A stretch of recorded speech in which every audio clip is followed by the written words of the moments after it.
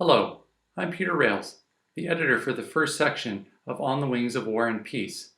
This section focuses on the strategic, diplomatic, and national political decisions that shaped the RCAF and influenced the actions of its leaders between the drawdown at the end of the Second World War, the buildup of its forces in response to the emergence of the Cold War in the 1950s, and the start of the RCAF's contraction in the 1960s.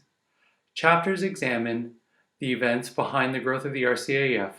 the growth and decline of Canada's air division in NATO, and the complex staff and diplomatic actions behind the creation of the North American Air Defense Command and its first decade of operations. Section 2 of the book, we focus on the aircraft needed to fulfill our alliance commitments, as well as on the people needed to fly, maintain, and guide those aircraft.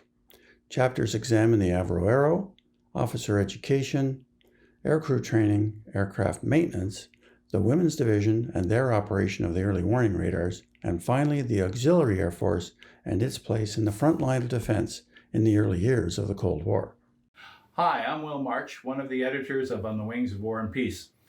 And looking at the third section of this book, it may seem difficult to find a unifying theme for the chapters they're in, as they run the gambit from reaching to the stars to plumbing the depths of the world's oceans. Yet these tasks, the so-called secondary roles, from search and rescue to supporting peacekeeping operations, show how the men and women of Canada's Air Force, indeed the institution itself, evolved to meet the challenges brought forward by a rapidly changing world and the demands of the Canadian government. So on behalf of my fellow editors, Randall Wakelam and Pete Rails, we do hope that you enjoy On the Wings of War and Peace.